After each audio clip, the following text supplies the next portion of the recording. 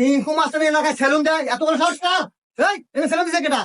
এই কাল্লু, এনে সেলুন দিল কেটা? দাদু আমি আমি আমি আমি এই তো এই এটা চিঙ্কু মাস্টার এলাকা, সিরাজগঞ্জ হ্যাঁ। 1% বাংলাদেশ পাওয়ারফুল চিঙ্কু মাস্টার।